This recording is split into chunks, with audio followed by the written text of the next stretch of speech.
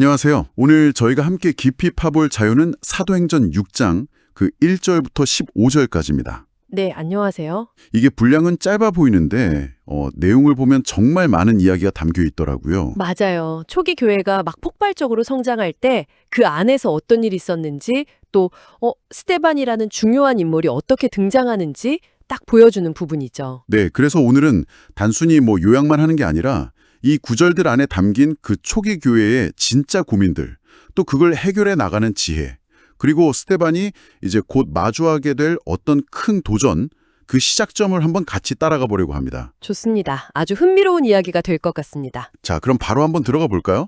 이야기가 예루살렘 교회가 엄청나게 커지는 데서 시작해요. 네, 이게 좋은 소식 같은데, 근데 바로 이 성장 때문에 문제가 생겨요. 제자 수가 막 늘어나니까 공동체 운영에 좀 과부하가 걸린 거죠. 그렇죠. 사람이 많아지면 자연스럽게 생기는 문제들이 있죠. 네, 특히 그 헬라파 유대인 과부들 있잖아요. 그러니까 그리스 문화권 배경을 가진 과부들이 매일 음식을 나눠주거나 구제물품을 나눠주는 거, 거기서 자꾸 빠진다는 불만이 터져나온 거예요. 아, 상대적으로 이제 주류였던 히브리파, 그러니까 본토 유대인 중심의 운영에 대해서 좀 문제 제기를 한 거죠. 이게 참 우리가 흔히 초대교회 하면 되게 이상적인 공동체만 생각하기 쉬운데 네, 그렇죠. 실제로는 이런 현실적인 갈등, 특히 이제 문화적인 배경 차이에서 오는 그런 긴장감이 분명히 있었다는 걸 보여주는 대목이에요. 아, 헬라파랑 히브리파. 근데 단순히 언어 차이뿐만 아니라 생활 방식이나 생각하는 것도 좀 달랐을 수 있거든요. 그렇겠네요. 그런 상황에서 이제 구제같이 아주 실질적인 문제에서 약간 소외감이 느껴지니까 불만이 나온 거죠. 성장이 꼭 좋은 일만은 아니라는 거, 또 공동체 운영에서 공정함이 얼마나 중요한지 이걸 처음부터 보여주는 것 같아요. 그러네요. 이게 그냥 행정실수라기보다는 어쩌면 좀 무의식적인 차별, 아니면 소통이 좀 부족했을 수도 있겠다, 이런 생각도 드네요. 충분히 그럴 수 있죠. 근데 이 문제 제기에 대해서 12사도의 반응이 또 흥미로워요. 제자들을 다 모아놓고는 우리 핵심 사명은 하나님 말씀 전하는 일인데 이걸 제쳐두고 식탁 봉사, 그러니까 음식 나눠주는 실무에 매달리는 건 옳지 않다. 이렇게 딱 선언을 해요. 네, 2절에 그렇게 나오죠. 이게 언뜻 들으면 약간 책임 회피하는 거 아닌가 이렇게 들릴 수도 있을 것 같은데 이건 어떻게 봐야 할까요? 그 부분을 좀 더 생각해 볼 필요가 있는데요. 이게 책임 회피라기보다는 제 생각에는 공동체 전체가 건강하게 성장하려면 역할 분담이 필요하고 또 우선순위를 정해야 한다는 문제로 본 것 같아요. 우선순위 설정. 네. 사도들은 자신들의 가장 중요한 역할이 영적인 리더십, 그러니까 말씀을 가르치고 기도하는 데 있다고 분명히 알았던 거죠. 그리고 당장 급한 이 구제 문제, 이것도 물론 중요하지만 이건 다른 적합한 사람들이 맡아서 처리할 수 있는 일이라고 판단한 것 같아요. 리더가 모든 걸 다 하려고 하기보다는 핵심 역량에 집중하고 필요한 부분은 적절한 사람에게 맡기는 것, 위임의 중요성을 보여주는 거죠. 역할 분담과 위임. 그러네요. 그래서 구체적으로 제안한 게 바로 공동체 안에서 7명을 뽑자는 거였죠. 네, 맞습니다. 근데 그 뽑는 기준이 눈에 띄어요. 그냥 일 잘하는 사람이 아니고 성령과 지혜가 충만해서 칭찬 듣는 사람이어야 한다. 그렇죠. 그리고 사도들은 다시 한번 우리는 기도와 말씀 사역에 전념하겠다. 이렇게 강조하고요. 와, 이 기준 상당히 높은데요? 네, 이게 아주 중요한 포인트예요. 그 구제 분배라는 게 사실 되게 실무적인 일이잖아요. 네, 그렇죠. 행정적인 일이죠. 근데 그런 사람을 뽑는데 행정 능력이나 회계 능력을 첫 번째로 내세우지 않았다는 게 참 흥미로워요. 오, 성령 충만이라는 건 어떤 영적인 성숙함, 분별력 이런 걸 말할 거고 지혜 충만은 그냥 머리가 좋다는 걸 넘어서서 공동체의 복잡한 문제를 좀 현명하게 처리할 수 있는 그런 능력이겠죠? 네. 그리고 칭찬 듣는 사람, 이건 공동체 안에서 이미 그 인격이나 삶으로 사람들한테 신뢰를 받고 있는 사람이어야 한다는 뜻이고요. 이미 검증된 사람이네요. 그렇죠. 이걸 보면 초기 교회가 이런 실무적인 문제를 해결할 때조차도 이 영적인 가치, 또 공동체의 신뢰, 이걸 얼마나 중요하게 생각했는지 알 수 있어요. 단순한 기능적인 분업이 아니라 어떻게 보면 영적 리더십의 확장이라고 볼 수도 있겠죠. 영적 리더십의 확장. 와, 그렇게 보니까 의미가 확 다르네요. 이 제안에 대해서 온 무리가 다 기뻐하면서 받아들였다고 해요. 네. 그리고 7사람을 선택하는데 성경에 그 이름들이 나오잖아요. 제일 먼저 이름이 나오는 사람이 바로 믿음과 성령이 충만한 사람 스데반. 네, 스데반이죠. 그리고 빌립, 브로그로, 니가노로, 디몬, 바메나. 그리고 마지막으로 유대교로 개종했던 안디옥 사람 니골라까지. 그렇죠. 특히 스데반을 제일 먼저 그것도 믿음과 성령 충만이라는 설명과 함께 소개하는 게 좀 인상 깊어요. 네, 맞아요. 그 명단 순서나 스데반에 대한 부가 설명이 이 사람이 이미 이때부터 공동체 안에서 영적으로 상당히 중요한 인물이었구나 하는 걸 좀 보여주는 것 같아요. 그리고 그 명단을 보면 이름들이 대부분 헬라식 이름이라는 것도 좀 주목할 만해요. 진짜 그러네요. 네. 아까 그 헬라파 과부들의 불만 때문에 이 일이 시작됐잖아요. 네. 그래서 아마 의도적으로 좀 헬라파 배경을 가진 인물들 위주로 뽑지 않았을까? 그런 추측도 가능하죠. 오. 만약 그렇다면 문제의 원인을 제대로 파악하고 그 해결 과정에서 좀 소외됐던 그룹에게 실질적인 권한과 책임을 줘서 공동체를 하나로 만들려고 했던 상당히 지혜로운 접근이었다고 볼 수 있겠죠. 와, 진짜 그렇겠네요. 문제 제기한 그룹 출신들을 리더로 세워서 신뢰도 회복하고 갈등을 근본적으로 풀려고 했을 수도 있겠군요. 네, 그럴 가능성이 충분히 있죠. 그리고 이제 사도들이 이 7사람한테 기도하고 안수해서 공식적으로 임명을 합니다. 네, 6절이죠. 이 결정의 결과 어땠을까요? 결과는 아주 좋았습니다. 7절에 보면 바로 나오는데 하나님의 말씀이 점점 왕성해서 예루살렘에 있는 제자의 수가 더 심히 많아지고 허다한 제사장의 무리도 이 도에 복종하니라. 와, 제사장의 무리까지요? 네. 그러니까 내부 갈등이 잘 해결되니까 오히려 교회가 영적으로나 또 양적으로 엄청나게 성장했다는 거예요. 특히 허다한 제사장의 무리까지 이 기독교 신앙을 받아들였다는 건 이건 진짜 놀라운 변화거든요. 그렇죠. 당시에는 그게 핵심 기득권층인데. 맞아요. 그런 제사장 그룹까지 움직였다는 건 이 새로운 복음의 영향력이 예루살렘 사회에 아주 깊숙이 파고들고 있었다는 걸 보여주는 거죠. 결국 공동체 내부 문제를 외면하지 않고 지혜롭게 해결한 게 바깥으로의 성장 또 영향력 확대로 이어진 아주 결정적인 계기가 된 셈이에요. 내부가 공강해야 밖으로도 뻗어나가는군요. 자, 이제 이야기는 자연스럽게 이 7명 중에서 가장 주목받았던 인물 스데반에게로 딱 옮겨갑니다. 네, 그렇죠. 8절을 보면 스데반이 은혜와 권능이 충만해서 큰 기사와 표적을 백성들 가운데서 행했다. 이렇게 묘사해요. 아까는 믿음과 성령 충만이었는데 이번엔 은혜와 권능 충만이라는 표현까지 나오네요. 네, 여기서부터 진짜 스데반이라는 인물이 뭔가 비범하다는 게 확 드러나는 것 같아요. 맞아요. 원래 뽑힌 임무는 그 구제와 관련된 실무였잖아요. 네. 그런데 스데반의 역할이 거기에만 머물지 않았다는 걸 아주 분명하게 보여주는 거죠. 은혜와 권능이라는 말은 그냥 행정 잘한다 이게 아니라 하나님으로부터 뭔가 특별한 능력과 권위를 받아서 활동했다는 의미거든요. 아, 그리고 그게 큰 기사와 표적, 그러니까 사람들 눈에 보이는 어떤 초자연적인 일들로 나타났다는 거죠.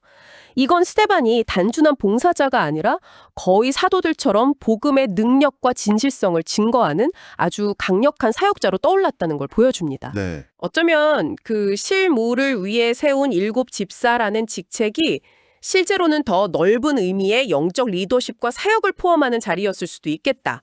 그런 생각도 들게 하는 부분이죠. 와, 그럴 수도 있겠네요. 그런데 이렇게 스데반의 영향력이 커지니까 역시 예상대로 반대 세력이 나타납니다. 그렇죠. 항상 그렇죠. 구절을 보면 자요민들, 리버티노라고 하는데 그리고 구레네, 알렉산드리아, 길리기아, 아시아 이런 지역에서 온 유대인들이 속한 회당 사람들이 일어나서 스데반하고 막 논쟁을 벌여요. 네. 이 자유민들은 로마의 포로로 잡혀갔다가 해방돼서 돌아온 유대인들을 말하는 것 같은데 그 다양한 지역 출신의 디아스포라 유대인들이 힘을 합쳐서 스데반에게 맞선 그런 구도네요. 네. 이 구성이 좀 흥미로워요. 여러 배경을 가진 디아스포라 유대인들이 스데반에게 반기를 들었다는 점인데요. 네. 사실 스데반 자신도 헬라파 유대인이었을 가능성이 높거든요. 그렇죠. 그런데 같은 헬레니즘 문화권 배경을 가진 사람들이 왜 그와 충돌했을까? 이런 궁금증이 생기죠. 아마 그 사람들은 자신들의 회당을 중심으로 한 어떤 기득권이나 전통적인 유대교 해석을 지키려고 했을 거고, 스데반이 전하는 예수 그리스도 중심의 메시지가 기존의 틀을 막 흔드는 것처럼 느껴졌을 수 있어요. 위협적으로. 기존 질서에 대한 도전으로 느꼈군요. 그렇죠. 이 논쟁은 그냥 개인 간의 싸움이 아니라 당시 예루살렘 안에 있던 다양한 유대교 분파들하고 이 새로운 예수운동 사이에 있었던 어떤 신학적이고 사회적인 긴장이 겉으로 드러난 사건이라고 볼 수 있겠습니다. 신학적, 사회적 긴장의 표면화. 그 논쟁, 결과는 어땠을까요? 10절이 아주 명확하게 말해주네요. 네. 스데반이 지혜와 성령으로 만하는 것을 그들이 능히 당하지 못했다. 스데반의 완승이었네요. 그렇죠. 스데반의 말이 그냥 논리적으로 뛰어났다 이런 의미를 좀 넘어서는 것 같아요. 지혜와 성령으로 말했다는 건 그의 주장이 인간적인 지혜뿐만 아니라 하나님의 영감, 그 권능에 힘입은 거였다는 걸 강조하는 표현이거든요. 아하, 상대방은 그의 메시지가 가진 그 진실성 앞에서 그냥 할 말을 잃어버린 거죠. 이건 스데반 개인의 능력을 넘어서 그를 통해서 일하시는 성령의 능력을 보여주는 장면이라고 할 수 있습니다. 와, 그런데 말로 이길 수 없게 되니까 이 사람들이 이제 더 이상 정당한 방법으로는 안 되겠다고 생각한 것 같아요. 네, 안타깝게도요. 그래서 아주 비열하고 치명적인 방법을 씁니다. 11절을 보면 사람들을 몰래 돈으로 사서 이 사람이 모세와 하나님을 모독하는 말을 하는 것을 우리가 들었다. 이런 거짓 소문을 막 퍼뜨리게 해요. 여기서부터 상황이 정말 확 나빠지는 거죠. 모세와 하나님을 모독했다는 말은 당시 유대 사회에서는 진짜 가장 심각한 범죄 중 하나였거든요. 네, 신성모독이죠. 그렇죠. 율법의 뿌리인 모세, 또 유대 신앙의 핵심인 하나님, 이건 사형까지도 갈 수 있는 그런 혐의였어요. 논쟁에서 지니까 상대방은 여론을 막 선동하고 종교 지도자들의 분노를 일으킬 수 있는 가장 자극적이고 위험한 딱지를 붙인 거죠. 프레임을 씌운 거네요. 네, 진실을 왜곡하고 거짓 증언을 만들어내는 방식. 참 안타깝지만 역사 속에서 진리를 억압하려는 세력들이 흔히 써왔던 수단이기도 하죠. 네, 정말 비열한 방식이에요. 이 거짓 증언이 바로 효과를 봅니다. 12절을 보면 백성들, 장로들, 그리고 서기관들, 그러니까 율법 전문가들이자 종교 지도자 그룹이죠. 이 사람들을 막 충동질해서 갑자기 스데반을 붙잡아서 공회, 산헤드린으로 끌고 가요. 네. 공회는 당시 유대사회 최고 의결기구이자 종교재판소 역할을 하던 곳이잖아요. 와, 상황이 스데반에게 정말 불리하게 돌아가네요. 백성, 장로, 서기관 이 세 그룹이 딱 언급된 것도 의미가 있어요. 반대자들이 사회 여러 계층과 권력 구조를 아주 효과적으로 이용해서 스데반을 압박하고 있다는 걸 보여주거든요.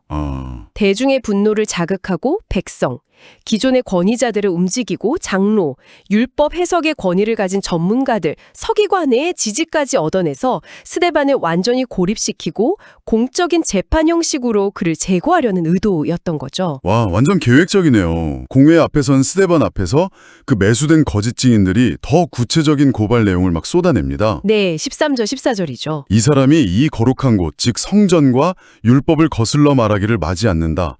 저 사람이 말하기를 나사렛 예수가 이 성전을 헐고 또 모세가 우리에게 전해준 규례를 고치겠다고 하는 것을 우리가 들었다. 어휴. 성전과 율법을 모독하고 예수가 그걸 파괴하고 바꿀 거라고 스데반이 주장했다는 거예요.